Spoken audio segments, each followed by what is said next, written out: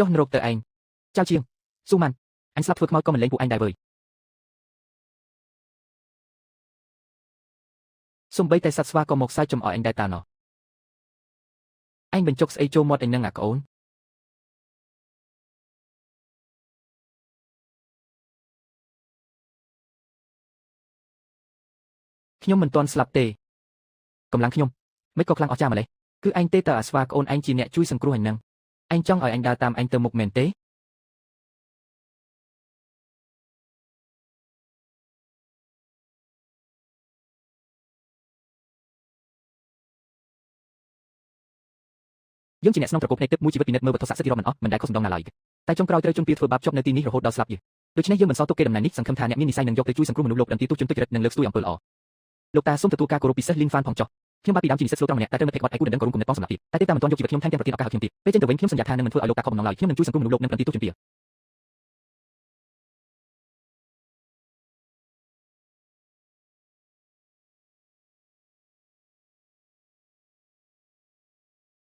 បាច់គុណបុរាណកម្រិតទី1ទីបំផុតខ្ញុំហាត់សម្រេចហើយភ្នែកទឹកអាចមើលធ្លុះគ្រប់វត្ថុបែងចែកពិតនិងខ្លាំងខ្លាយបានចៅឈៀងថ្ងៃស្លាប់របស់ឯងមកដល់ហើយវើយលោកតាខ្ញុំត្រូវទៅហើយអរគុណលោកតាដែលបានផ្ដល់ជីវិតថ្មីដល់ខ្ញុំសៀវឈីឯងចង់ចេញទៅក្រៅជាមួយអញអត់ជប់ពីបំបែកទៅខ្ញុំសូមអង្វរជប់ពីទៅនេះជាដើមទុនចុងក្រោយរបស់ពួកយើងហើយណាអាកញ្ចាស់ចេញឲ្យឆ្ងាយទៅវើយពួកឯងលែងស្គាល់ច្បាប់ទម្លាប់ហើយមែនទេហាផ្ទះនេះជារបស់គ្រួសារលីងយើងតើពួកឯងមានសិទ្ធិអីមកដេញពួកយើងចេញនោះច្បាប់អីគេនៅតំបន់នេះអញជាច្បាប់វើយកូនប្រុសអាយុខ្លីរបស់ពួកឯងជំពាក់លុយមេអញហើយវាប្រហែលជាស្លាប់បាត់ទៅហើយអាផ្ទះកញ្ចាស់នេះចាត់ទុកថាយកមកសំបំណុលចុះនិយាយផ្ដេសផ្ដាកូនអញមិនអាចជំពាក់លុយពួកឯងទេវាគ្រាន់តែបាត់ខ្លួនប៉ុណ្ណោះអញប្រាប់ការពិតចុះវើយអ្នកដែលទិញដីនេះគឺលោកប្រុសចៅនិងអ្នកនាងស៊ូមកពីក្រុមហ៊ុនគ្រឿងអង្ការឈីម៉ាន់គេព្រមទិញអាដីកញ្ចាស់របស់ពួកឯងនេះចាត់ទុកថាសំណាងកូនភ្នំហើយវើយចៅឈៀងស៊ូម៉ាន់ពួកវាសម្រាប់កូនឯងហើយឥឡូវនៅចង់មកដណ្ដើមផ្ទះទៀតអញសុកចិត្តស្លាប់ជាមួយពួកឯងថ្ងៃនឹងហើយថយឲ្យឆ្ងាយទៅវើយម៉ែកូនអបតញ្ញូណាស់ដែលមកយឺតពេលអាមួយណាហ៊ានមកតាំងខ្លួនជាវីរបុរសនៅទីនេះហាអញជាអ្នកណាគេត្រឡប់ទៅប្រាប់ចៅឈៀងនិងស៊ូម៉ាន់វិញទៅថាឲ្យលីងមកចាំអញទៅអញលីនហ្វានត្រឡប់មកវិញហើយវើយលីនហ្វានអញមិនមែនសាប់បាត់ហើយឲ្យឆ្ងាយពីមុខអញភ្លាមអញចាំមើលទៅលោកប្រុសចៅមិនលែងអញទេវើយអាហ្វាននេះពិតជាអញមែនទេកូនពុកម៉ែគឺខ្ញុំមិនទាន់ស្លាប់ទេខ្ញុំរស់ត្រឡប់មកជួបពុកម៉ែវិញហើយកូនសម្លាញ់របស់ម៉ែប៉ូលីសប្រាប់ម៉ែថាកូនធ្លាក់ជួបរោគសាកសពមិនឃើញទេម៉ែស្មានតែជាតិនឹងគ្មានវាសនាបានជួបមុខកូនទៀតទេកូនត្រឡប់មកវិញគឺល្អហើយភ្នែកទិបបើកចៅឈៀងស៊ូម៉ាន់ពួកអញចាយលុយដែលអញយកជីវិតទៅដូរតែបែរជាបណ្ដោយឲ្យពុកម៉ែអញមកធ្លាក់ខ្លួនរងទុក្ខនៅទីនេះទៅវិញម៉ែជំងឺម៉ែទុកយូរលេងបានហើយស្អែកកូននឹងនាំម៉ែទៅពេទ្យធំទៅពេទ្យធំធ្វើអីកូនទៅអស់លុយច្រើនណាស់ណាផ្ទះយើងឥឡូវសំបីលុយទិញហូបសឹងតែគ្មានផងរឿងលុយកាក់ពុកម៉ែកុំបារម្ភអីកូនមានវិធីហើយសៀវជីតោះយើងទៅផ្សារលក់វត្ថុបុរាណសាកល្បងមើលរីសិនម្ដងមើលសៀវជីអញនៅឲ្យស្ងៀមតិចមើលប្រយ័ត្នគេគិតថាអញជាស្វាសៀតទៅថ្លៃពេទ្យពុកម៉ែយ៉ាងហោចណាស់ក៏ត្រូវអស់រាប់សិបម៉ឺនដែរចៅឈៀងស៊ូម៉ាន់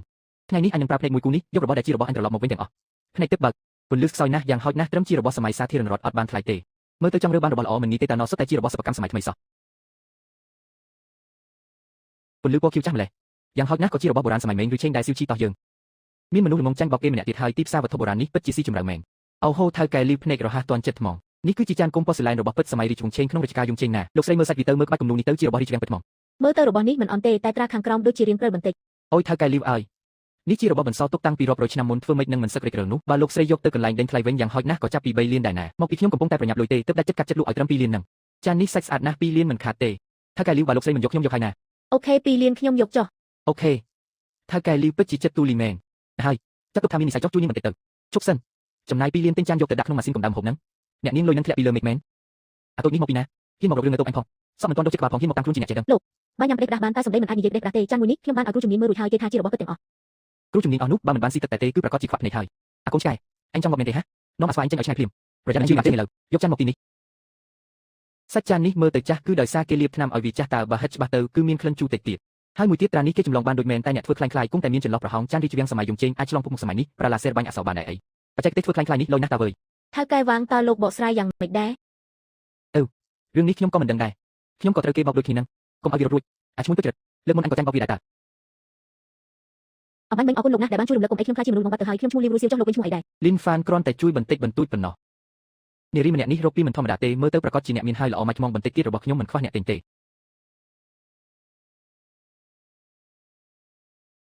ៅកែអ្នកលក់នៅតុនេះរត់បាត់ហើយអញ្ចឹងខ្ញុំយកអេចាយនេះចុះលុយទុកនៅលោកសិនទៅចាំជួយទុកឲ្យវាផងអាម៉ាក់ងប់នឹងជំពាក់លុយថ្លៃបាយខ្ញុំ200រៀលមិនទាន់សងផងអញ្ចឹងយកអានឹងកាត់កង់បំណុល200រៀលចុះលោកលីនទិញអេចាយនេះយកទៅធ្វើអីហ្នឹងថៅកែលីវនេះមិនមែនជាអេចាយទេតែវាជារបស់បុរាណដែលមានតម្លៃរាប់សិបលានឯណោះមានន័យថាម៉េចថៅកែសុំខ្ចីទឹកបន្តិចមកមើលឆាប់ខាងក្នុងនោះដូចជាមានអីអញ្ចឹងសម្បត្តិដូចសម្បត្តិកន្លះនេះ នេះគឺជាជើងធូបសៀនទៅ trend សម័យរីជវង្សមេងរបស់ពិតតាព្រះអើយមួយជីវិតខ្ញុំនេះទីបំផុតបានឃើញជើងធូបសៀនទៅរបស់ពិតនឹងភ្នែកហើយអូនប្រុសជើងធូបនេះខ្ញុំឲ្យតម្លៃ10លានលក់ឲ្យខ្ញុំមក 12 លានជើងធូបសៀនទៅមួយនេះខ្ញុំលាវរួយសៀវជាអ្នកយកហើយលោកលីនលុយ12លានខ្ញុំនឹងវេឲ្យភ្លាមលុយ2លានដែលលើនោះទុកគ្រាន់ឲ្យសៀវជីទិញនំញ៉ាំចុះចាត់ទុកថាខ្ញុំរាប់អានលោកជាមិត្តហ្មងទៅ អូខេយល់ព្រម លីនហ្វានភ្នែកលោកពូកែណាស់ខ្ញុំកំណត់ឃើញអ្នកណាពូកែដូចលោកណាស់បើមានចំណាប់អារម្មណ៍ចង់មកធ្វើការនៅក្រុមហ៊ុនខ្ញុំអាចតាក់ទងមកខ្ញុំបានគ្រប់ពេលណា ក្រុមហ៊ុនរួយសៀវបាទបើមានពេលខ្ញុំនឹងទៅលេងតើលោកលីនកុំបារម្ភអីថ្លៃពេទ្យគឺបានបងរួចរាល់អស់ហើយពួកយើងបានរៀបចំគ្រូពេទ្យជំនាញបំផុតស្អែកនេះនឹងកាត់ជុំម្ដាយលោកហើយបាទអាហ្វានអញបានលុយច្រើនមកលេងមកពីណាកុំប្រាប់ណាថាអញទៅធ្វើរឿងផ្ដេសផ្ដាសនោះពុកកុំបារម្ភអីលុយនេះស្អាតស្អំទេគឺខ្ញុំរកបានដោយសមត្ថភាពខ្លួនអញតើពុកម៉ែគ្រាន់តែសម្រាប់ព្យាបាលឲ្យជាសិនទៅរឿងផ្សេងទៀតទុកឲ្យខ្ញុំអ្នកចាត់ការចុះពុកម៉ែបានស្រួលបួលហើយបន្ទាប់ពីនេះដល់ពេលត្រូវគិតបញ្ជីជាមួយអាគូទុច្ចរិតនោះហើយវើយ លីនហ្វានស្អែកនេះនៅទីក្រុងចិនឆឹងមានការដេញថ្លៃត្បូងយ៉ាងធំមួយតើចាប់អារម្មណ៍ទៅដើរលេងជាមួយខ្ញុំទេខ្ញុំត្រូវការភ្នែកលោកជួយមើលណា បាទយល់ព្រមចុះ លោកស្លៀកពាក់ខោអាវធំអញ្ចឹងទៅមើលទៅសង្ហាជាងពាក់ខោអាវទិញនៅផ្សាររីករាយឆ្ងាយណាស់មក ខោអាវគ្រាន់តែជាសម្បកក្រៅតើតោះយើងចូលទៅអូនម៉ានកុំបារម្ភលើកនេះបងបានរៀបចំទុនបំរុងដល់ទៅ60លានឯណោះស្ដេចត្បូងមួយដុំនោះបងដាច់ខាតត្រូវតែយកឲ្យបានវើយ អាយខ្មោចលងហើយ លីនហ្វានអញមិនក៏នៅរស់អញ្ចឹងអញឃើញអញធ្លាក់ក្នុងជ្រុះនឹងភ្នែកតើសេមិនសឹងតែអល់មកហើយមិនដែរឃើញអញមិនទាន់មកពួកអញខកបំណងណាស់មែនទេហាភ័យស្អីអូនទោះវាមិនទាន់មកក៏យ៉ាងមិនដែរឥឡូវបងជីថាកែមានលុយរាប់រយលានអត់ទេក៏ដូចវាធ្វើអីបងបានទៅលីនហ្វានអញពិតជាថ្លាមធំមែនធ្លាក់ជ្រុះហើយនៅមិនមកទៀតតែទោះអញរੂបានក៏គួរតែទៅសុំទាននៅក្រោមស្ពានដែរមកកន្លែងអ្នកមានបែបនេះធ្វើអីហាអញដឹងទេថាទីនេះជាកន្លែងអីទីនេះគឺជាកន្លែងដេញថ្លៃត្បូងអាសុំទានដូចអញសុំបីតែទ្វារធំក៏គ្មានសិទ្ធិចូលដែរ ទៅហើយបងជាងប្រញាប់ហើយសន្តិសុខដេញវាចេញទៅឃើញហើយចម្លែកភ្នែក សន្តិ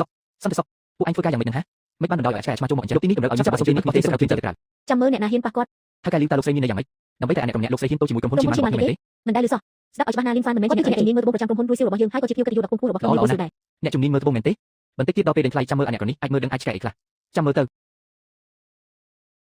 លោកថៅកែទាំងអស់គ្នាឥឡូវនេះវត្ថុពិសេសចុងក្រោយនៃការដេញថ្លៃរបស់យើងស្ដេចត្បូងលេខ1បានបង្ហាញខ្លួនហើយបាទ